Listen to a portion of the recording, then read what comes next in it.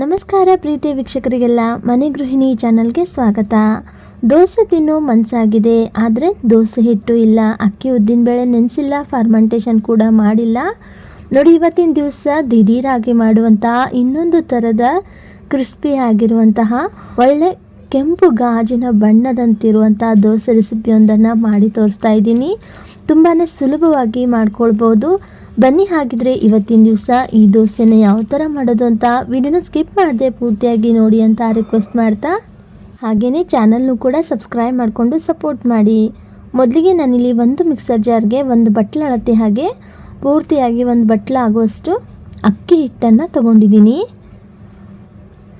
ಹಾಗೆಯೇ ಅದೇ ಬಟ್ಲ ಅಳತೆ ಹಾಗೆ ಕಾಲು ಬಟ್ಲ ಆಗುವಷ್ಟು ಕಡಲೆ ಹಿಟ್ಟನ್ನು ಹಾಕ್ಕೊಳ್ತಾ ಇದ್ದೀನಿ. ಕಡಲೆ ಹಿಟ್ಟು ಹಾಕೋದ್ರಿಂದ ದೋಸೆ ಘಮ ಕೂಡ ಚೆನ್ನಾಗಿ ಬರುತ್ತೆ, ಹಾಗೆ ಟೇಸ್ಟ್ ಕೂಡ ಡಿಫ್ರೆಂಟಾಗಿ ಚೆನ್ನಾಗಿರುತ್ತೆ. ನೋಡಿ, ನಂತರ ನಾನಿಲ್ಲಿ 1-2 ಚಮಚ ಆಗುವಷ್ಟು ಮೈದಾ ಹಿಟ್ಟನ್ನು ಹಾಕ್ಕೊಳ್ತಾ ಇದ್ದೀನಿ. ಇಲ್ಲಿ ಮೈದಾ ಬೇಡ ಅನ್ನೋರು ಗೋಧಿ ಹಿಟ್ಟನ್ನು ಕೂಡ ಯೂಸ್ ಮಾಡ್ಬೋದು. ನಂತರ ನಾನಿಲ್ಲಿ ತೋರಿಸಿರೋ ಹಾಗೆ 2 ಮೀಡಿಯಮ್ ಸೈಜ್ ಆಲೂಗೆಡ್ಡೆನ ಈ ಥರ ತುರಿದು ತಕ್ಷಣಕ್ಕೆ ಮಿಕ್ಸರ್ ಜಾರ್ಗೆ ಹಾಕ್ಕೊಳ್ತಾ ಇದ್ದೀನಿ. ನಂತರ ಇದಕ್ಕೇನೆ ಇವಾಗ 1/4 ಬಟ್ಲ ಆಗುವಷ್ಟು ಮೊಸರನ್ನು ಸೇರಿಸ್ತಾ ಇದ್ದೀನಿ. ನೋಡಿ, 1 ಬಟ್ಲ ಅಳತೆ ಹಾಗೆ ನಾನು ಎಲ್ಲ ಪದಾರ್ಥಗಳನ್ನು ಅಳತೆ ಮಾಡಿ ಹಾಕ್ತಾ ಇದ್ದೀನಿ.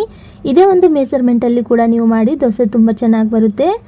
ನಂತರ ಅದೇ ಬಟ್ಲಲ್ಲಿ 1/4 ಬಟ್ಲ ಆಗುವಷ್ಟು ನೀರನ್ನು ಸೇರಿಸಿದ್ದೀನಿ. ನೋಡಿಕೊಂಡು ನೀರನ್ನು ಸೇರಿಸ್ತಾ ನಾವು ಹಿಟ್ಟನ್ನು ರುಬ್ಕೊಳ್ಬೇಕಾಗುತ್ತೆ. ನಂತರ ಒಂದು ಸ್ವಲ್ಪ ರುಚಿಗೆ ತಕ್ಕಷ್ಟು ಉಪ್ಪನ್ನು ಸೇರಿಸಿ ಇವಾಗ ಪೂರ್ತಿ ನೈಸಾಗಿ ಇದನ್ನು ರುಬ್ಕೊಳ್ತಾ ಇದ್ದೀನಿ. ನೋಡಿ, ಪೂರ್ತಿ ನೈಸಾಗಿ ದೋಸೆ ಹಿಟ್ಟಿನ ಹದಕ್ಕೆ ನಾನಿಲ್ಲಿ ರುಬ್ಕೊಂಡಿದ್ದೀನಿ. ನೋಡಿಕೊಂಡು ಸ್ವಲ್ಪ ನೀರನ್ನು ಸೇರಿಸ್ತಾ ಹಿಟ್ಟನ್ನು ರುಬ್ಕೊಳ್ಬೇಕಾಗುತ್ತೆ. ನೋಡ್ತಾ ಇರ್ಬೋದು, ಆಲೂಗೆಡ್ಡೆ ಕೂಡ ಪೂರ್ತಿ ನೈಸಾಗಿದೆ. ಈ ಥರ ತುರಿದು ನಾವು ಆಲೂಗೆಡ್ಡೆನ ಹಾಕೊಳ್ಳೋದ್ರಿಂದ ಎಲ್ಲೂ ಕೂಡ ಒಂದು ಸ್ವಲ್ಪ ಕೂಡ ಆಲೂಗೆಡ್ಡೆ ತರಿಯಾಗಿರೋದಿಲ್ಲ.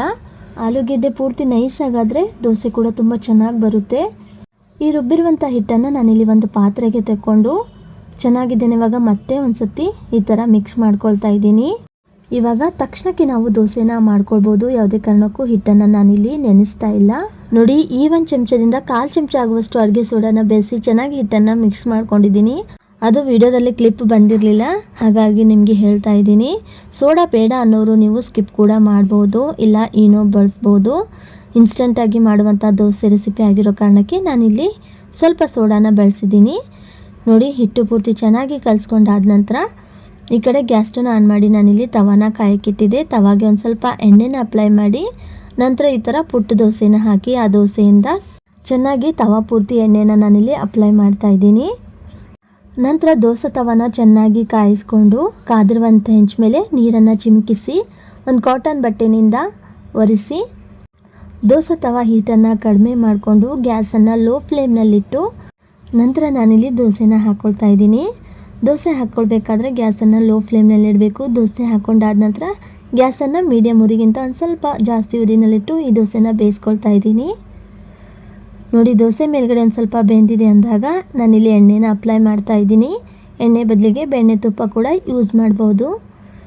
ಎಷ್ಟು ತೆಳುವಾಗಿ ಬೇಕೋ ಅಷ್ಟು ತೆಳುವಾಗಿ ಈ ದೋಸೆನ ಹಾಕ್ಕೊಳ್ಬೋದು, ತುಂಬಾ ಚೆನ್ನಾಗಿ ಬರುತ್ತೆ.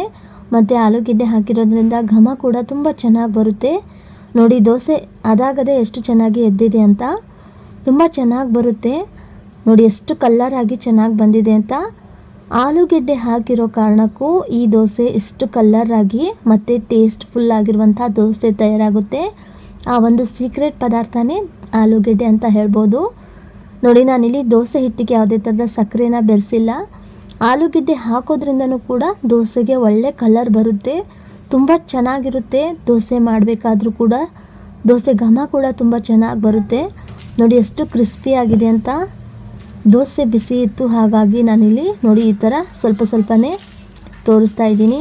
ಎಷ್ಟು ಕ್ರಿಸ್ಪಿಯಾಗಿ ಬೇಕೋ ಅಷ್ಟು ಕ್ರಿಸ್ಪಿಯಾಗಿರುವಂಥ ದೋಸೆನ ಮಾಡ್ಕೊಳ್ಬೋದು.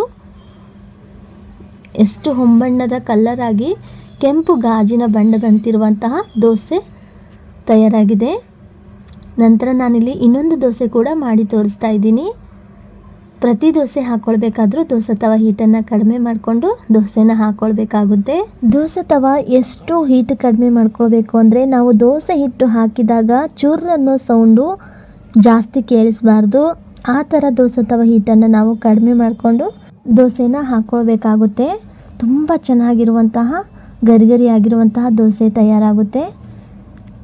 ನೋಡಿ ಈ ಒಂದು ದೋಸೆ ಕೂಡ ಎಷ್ಟು ಚೆನ್ನಾಗಿ ಕಲರ್ ಆಗಿ ಒಳ್ಳೆ ತೆಳುವಾದಂತಹ ಪೇಪರ್ ದೋಸೆ ತಯಾರಾಗುತ್ತೆ.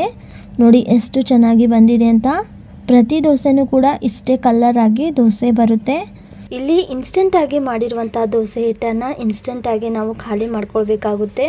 ಹಸಿ ಆಲೂಗೆಡ್ಡೆನ ಬಳಸಿ ದೋಸೆ ಹಿಟ್ಟನ್ನು ರೆಡಿ ಮಾಡ್ಕೊಂಡಿರೋ ಕಾರಣಕ್ಕೆ ಹಸಿ ಆಲೂಗಡ್ಡೆ ಕಟ್ ಮಾಡಿಟ್ಟಾಗ ಹೇಗೆ ಕಪ್ಪಗಾಗೋ ಚಾನ್ಸಸ್ ಇರುತ್ತೋ ಹಾಗೆ ದೋಸೆ ಹಿಟ್ಟು ಕೂಡ ಸ್ವಲ್ಪ ಮೇಲ್ಗಡೆ ಕಪ್ಪಗಾಗೋ ಚಾನ್ಸಸ್ ಇರುತ್ತೆ. ಬೆಳಿಗ್ಗೆಗೆ ಅಂತ ಮಾಡಿಕೊಂಡ್ರೆ ಬೆಳಿಗ್ಗೆನೇ ಈ ಹಿಟ್ಟನ್ನು ನಾವು ದೋಸೆ ಮಾಡಿಕೊಂಡು ಖಾಲಿ ಮಾಡ್ಕೊಳ್ಬೇಕು. ದೋಸೆ ತವ ಸ್ವಲ್ಪ ಹೀಟ್ ಜಾಸ್ತಿ ಇದ್ದರೂ ಕೂಡ ಹಿಟ್ಟು ಹಾಕಿದಾಗ ದೋಸೆ ತೀಡ್ತಿರ್ಬೇಕಾದ್ರೆ ಸೌಟಿಗೆನೆ ಹಿಟ್ಟು ಅಂಟ್ಕೊಂಡು ಬರೋ ಥರ ಆಗುತ್ತೆ. ಅಲ್ಲಿ ದೋಸೆ ತವಗೆ ಹಿಟ್ಟು ಚೆನ್ನಾಗಿ ಅಂಟದೇನೆ ದೋಸೆ ಈ ಥರ ಕಲರ್ ಆಗಿರುವಂಥ ದೋಸೆ ಮಾಡ್ಕೊಳ್ಳೋದಕ್ಕಾಗೋದಿಲ್ಲ. ಹಾಗಾಗಿ ಪ್ರತಿ ಸತಿ ದೋಸೆ ಮಾಡಬೇಕಾದ್ರೂ ದೋಸೆ ತವಾಗೆ ನೀರನ್ನು ಚಿಮುಕಿಸಿ ದೋಸೆ ತವ ಹೀಟನ್ನು ಕಡಿಮೆ ಮಾಡಿಕೊಂಡು ದೋಸೆನ ಹಾಕ್ಕೊಂಡ್ರೆ ಪರ್ಫೆಕ್ಟ್ ಆಗಿರುವಂಥ ದೋಸೆನ ಪೇಪರ್ ದೋಸೆ ಕ್ರಿಸ್ಪಿ ಆಗಿರುವಂತಹ ದೋಸೆ ಮಾಡ್ಕೊಳ್ಬಹುದು. ನೋಡಿ ದಿಢೀರಾಗಿ ಮಾಡಿರುವಂತಹ ದೋಸೆ ತಯಾರಾಗಿದೆ. ನಾನಿಲ್ಲಿ ಒಂದು ತಟ್ಟೆನಲ್ಲಿ ಸರ್ವ್ ಮಾಡಿದ್ದೀನಿ. ನೋಡಿ ಎಷ್ಟು ಚೆನ್ನಾಗಿ ಬಂದಿವೆ ಅಂತ ದೋಸೆ. ಬಿಸಿ ಬಿಸಿ ಆಗಿರುವಾಗಲೇ ದೋಸೆ ತಿಂದರೆ ಇನ್ನೂ ಗರಿಗರಿಯಾಗಿರುತ್ತೆ. ನೋಡಿ ಸೌಂಡ್ ಕೇಳಿದ್ರೇ ನಿಮಗೆ ಗೊತ್ತಾಗುತ್ತೆ ಎಷ್ಟು ಕ್ರಿಸ್ಪಿಯಾಗಿ ಬಂದಿದೆ ಅಂತ. ನೋಡಿದ್ರಲ್ಲ ಸ್ನೇಹಿತರೆ, ಇವತ್ತಿನ ದಿವಸ ದಿಢೀರಾಗಿ ಮಾಡಿರುವಂತಹ ಅಕ್ಕಿ ಹಿಟ್ಟು ಆಲೂಗೆಡ್ಡೆನ ಬೆಳೆಸಿ ಮಾಡಿರುವಂತಹ ದೋಸೆ. ಇವತ್ತಿನ ದೋಸೆ ರೆಸಿಪಿ ವಿಡಿಯೋ ನಿಮಗೆ ಇಷ್ಟ ಆಗಿದ್ದರೆ ಈ ರೆಸಿಪಿ ವಿಡಿಯೋಗೆ ಲೈಕ್ ಮಾಡಿ, ಶೇರ್ ಮಾಡಿ, ಕಮೆಂಟ್ ಮಾಡಿ. ಹಾಗೆಯೇ ಮನೆ ಗೃಹಿಣಿ ಚಾನಲ್ನು ಕೂಡ ಸಬ್ಸ್ಕ್ರೈಬ್ ಮಾಡಿಕೊಂಡು ಸಪೋರ್ಟ್ ಮಾಡಿ ಅಂತ ಹೇಳ್ತಾ ಇವತ್ತಿನ ರೆಸಿಪಿ ವಿಡಿಯೋ ನೋಡಿದಂತಹ ತಮಗೆಲ್ಲರಿಗೂ ಧನ್ಯವಾದಗಳು. ಮತ್ತೆ ಸಿಗೋಣ ಮತ್ತೊಂದು ಹೊಸ ರೆಸಿಪಿಯೊಂದಿಗೆ. ಅಲ್ಲಿವರೆಗೂ ಎಲ್ಲರಿಗೂ ನಮಸ್ಕಾರಗಳು.